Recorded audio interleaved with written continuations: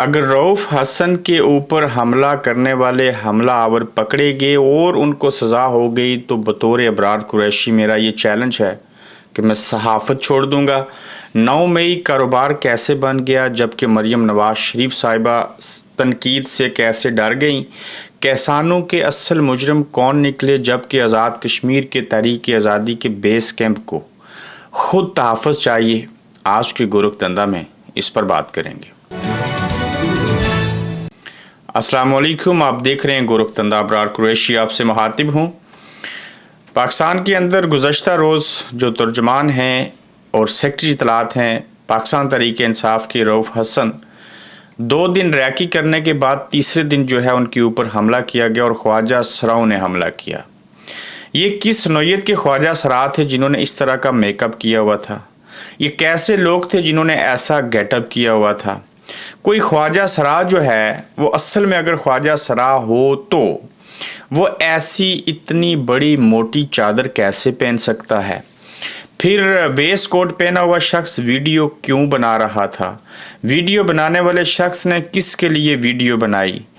फिर जब जिस चाकू से या ब्लेड से वार किया गया उसको सड़क से शवाहिद को उठाकर ले जाने वाला वेस्ट कोट वाला बंदा कौन था? नीचे जोगर और ऊपर सलवार कमीज़ और फिर वेस्ट कोट कौन पहनता है?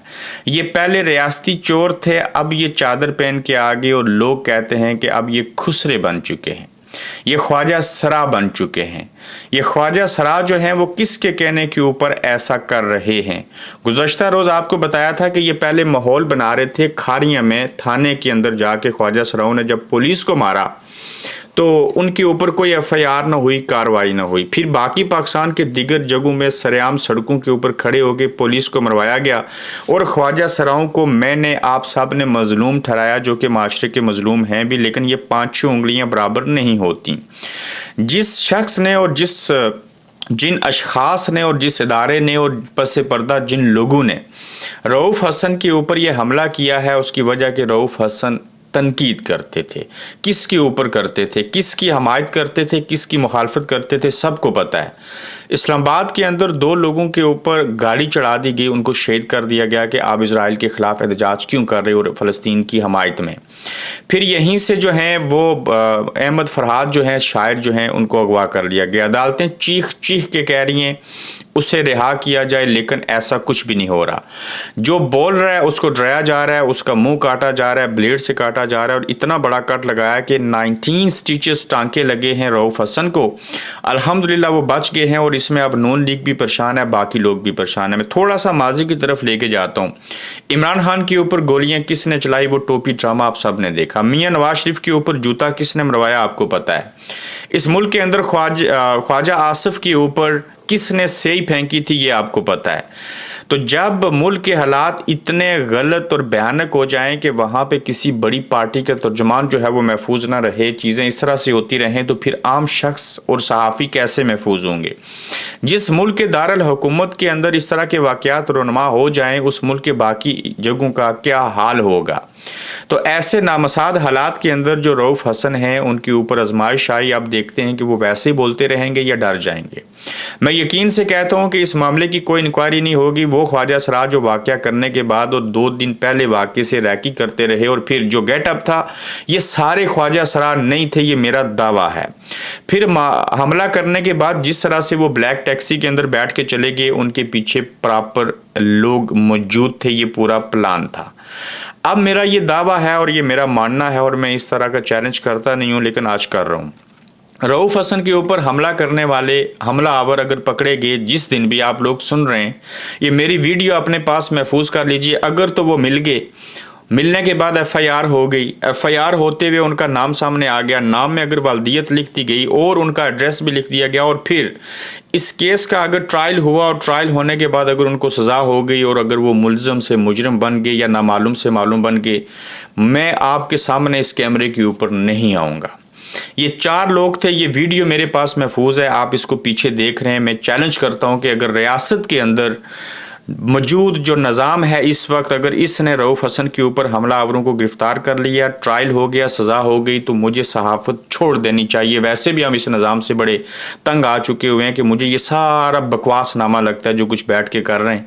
हम जो कुछ बातें लोगों को बता रहे होते हैं, मैं यकीन से कहता हूँ ये सवाए डिप्रेशन के मरीज़ बनने की कुछ भी नहीं है। उसकी वजह हमारे पास कुछ नहीं है। इमरान खान, नवाज शरीफ, इस्टेब्लिशमेंट, फलां चीज़, बकवास, इसको मैं खुद अपने मुंह से निकले हुए अल्फाज को बकवासनामा इसलिए कहता हूँ। ये कोई सहाफ़त नहीं है जो हम कर रहे हैं। सहाफ़त की डेफिनेशन में ही चीज़ें नहीं आती। मुझे बताएं मैं नवाज शरीफ की कैसे सपोर्ट कर सकता हूँ? मुझे बताइए, मैं उनकी खूबियाँ तलाश कर रहा हूँ। काश मियाँ सब कहें वोट को इज़्ज़त दो, यकीन जानिए हमें अच्छा लगेगा, हम उनका दिफा करेंगे। फिर आप देखिए कि मुल्क के अंदर जो है वो निज़ाम बिल्कुल नंगा और गंजा होके सड़कों के ऊपर घूम रहा है। सब चीज़ें हो रही हैं। चंद लोग हैं जिन्होंने इस सोसाइटी को खिलवाड़ बना दिया, आइन का जनाजा निकाल दिया, पार्लियामेंट की हैसियत मार दी। ये लोग जो पार्लियामेंट के अंदर बैठे हैं ये बंदी हैं, ये कैदी हैं, ये जेल में न होने के बावजूद बड़े कैदी हैं। इस मुल्क के अंदर खवातीन जेलों में हैं, बिला वजह हैं। अब आगे आगे जो मैं पॉइंटर रखूंगा सामने उसको भी आप देखेंगे, लेकिन अगर आपको पता चल जाए ये लोग कौन थे, उनका ट्रायल हो जाए, उनको सजा मिल जाए, अगर ये लोग पकड़े गए तो मैं सहाफ़त छोड़ दूंगा। वो उधर पकड़े जाएंगे, मैं इधर सहाफ़त छोड़ दूंगा। क्यों? ये पूरा जाल था, इसके पीछे मंसूबाबंदी थी, इन लोगों को डराना था। इससे पहले भी ये हरकतें होती रहीं, सिर्फ सियासतदानों के साथ होती हैं।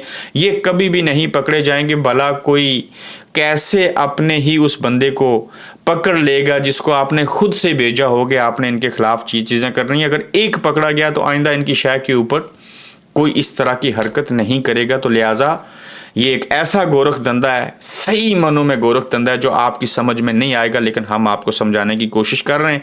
तो मैंने ये अल्फाज इसलिए इस्तेमाल किया कि अगर रऊफ़ हसन के हमलावर पकड़े गए तो मैं अपनी सहाफ़त ये सब छोड़ दूंगा। मैं कहूँगा मैं झूठा हूँ, वो सच्चे हैं, वो सारी चीज़ें ठीक हैं। तो ये चैलेंज देखते हैं कि कौन पूरा करता है और क्या चीज़ें होती हैं। लेकिन मुझे ये लग रहा है कि मैं सहाफ़त नहीं छोड़ पाऊँगा। मुझे ये काम करना पड़ेगा, चूँकि ऐसा हो नहीं सकेगा कि वो लोग पकड़े जाएं। यहाँ कभी कोई कमीशन नहीं बना, बन जाए तो उसके लोग मारे जाते हैं। तो बहरहाल दूसरी तरफ 9 मई जो है वो एक तजारत, एक कारोबार बन गया। लोग अरबपति बन गए। ये 9 मई वो है जिसकी सज़ा ये है भाईजान कि आप इमरान खान को छोड़ दें, उसको गालियां दे दें, इस्तेकाम पाकिस्तान पार्टी में चले जाएं, मियाँ साहब के साथ चले जाएं, किसी और पार्टी में चले जाएं, सियासत को छोड़ दें। तो 9 मई की सज़ा सिर्फ इतनी है। और फिर जो 9 मई के अंदर लोग शामिल हाल थे उन लोगों को टिकट भी मिले, सारी चीज़ें हुई, लेकिन जिन्होंने इमरान खान को छोड़ा। तो लेकिन 9 मई के ज़रिए और बेशुमार चीज़ें हुई। और 9 मई की आड़ में क्या हुआ, बेशुमार बेगुनाह लोग जो थे उनके नाम डाले गए, बेशुमार ऐसे लोगों के नाम दर्ज किए गए जिनका दूर तलक कोई वास्ता नहीं था, बस तरीके इंसाफ से तल्लक होना जुर्म बना। ये सब इसके बायस हुआ कि मखसूस ग्रोह है जिसने 9 मई की आड़ में लोगों से पैसे बटोरे। और सहाफ़ी समीना पाशा का ये इंकशाफ है कि फिर 9 मई के वाक़े को वजह बना के ये जो हैं वो अरबपति बन गए। तो 9 मई के अंदर पुलिस ने घरों में चोरियाँ की, ज़ेवरात लेके जहेज़ का सामान उठाकर चले गए। तो 9 मई से क्या क्या निकल रहा है ये आप देखते जाएं, सुनते जाएं, शर्माते जाएं। शर्म उसे आती है जिसकी महसूस करने की हिस्स काम कर रही हो, जो गैरतमंद हो। मदहोश लोगों को कहाँ समझ आएगी, कहाँ शर्माएंगे, कहाँ उनको एहसास होगा। किसानों के मुजरिम कामयाब हो गए और बिल आखिर रियासत के नौकरों और मुलाजमों को जो है वो कुर्बानी का बकरा बनाया गया। जबकि इस किसान के जो मुजरम हैं असल में वो उस वक्त की निगरान हुकूमत है। वज़ीर आज़म अनवारुल हक काकड़ हैं, मौजूदा वज़ीर आज़म शहबाज शरीफ साहब हैं। इन्होंने क्या किया कि इजाफी गंदम दरामद करने के स्कैंडल में वजारत नेशनल फूड सिक्योरिटी के 4 अफसरान को ज़िम्मेदार करार देते हुए इन्हें मअतल करने का फैसला कर लिया गया। और वज़ीर आज़म ने इंक्वायरी कमेटी की सिफारशात की मंजूरी दे दी। ज़राए के मुताबिक सिफारशात की रोशनी में वफाकी वजारत नेशनल फूड सिक्योरिटी के 4 अफसरों को मअतल करने की मंजूरी दे दी गई है।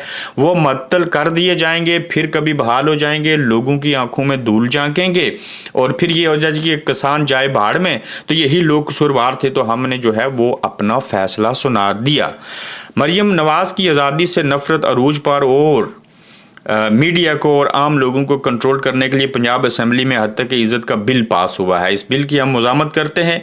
इस बिल का इतलाक प्रिंट, इलेक्ट्रॉनिक और सोशल मीडिया पर होगा और किसी भी खबर को या मालूमात को रिपोर्ट करने वाले के खिलाफ कड़े फैसले होंगे। इस ज़िमन में हद तक इज़्ज़त का केस जिस शख्स या सहाफ़ी पर दायर होगा उसे फ़ौरन 30 लाख रुपये की अदायगी करनी होगी, जो कि उसके पास नहीं है। दीगर कैद वगैरह की सज़ाएँ भी सुनाई जाएंगी और इसके ऊपर पाकिस्तान तहरीक इंसाफ ने फैसला किया है कि हम इसको अदालत में चैलेंज करेंगे। और बिल्कुल ये पहली बात ये है कि आज़ादी ये इज़हार राय तो है नहीं है, जो थोड़ी सी है उसको भी कंट्रोल करने की कोशिश की जा रही है। अब चाइना मॉडल, कोरिया मॉडल, आप पुराने जो दौर थे उसके अंदर जाना चाहते हैं। और मरियम नवाज शरीफ साहिबा को तनकीद बिल्कुल बर्दाश्त नहीं है, चूँकि उनकी हरकतें ऐसी हैं कि हर किसी को उनके ऊपर तनकीद करनी पड़ती है। तो देखते हैं कि इसके ऊपर क्या होता है। फिर देखिए कि आज़ाद कश्मीर तहरीक आज़ादी का बेस कैंप है। यहाँ कुछ अर्सा पहले एक तारीख चली जिसके नतीजे में बिजली और आटा सस्ते मिले।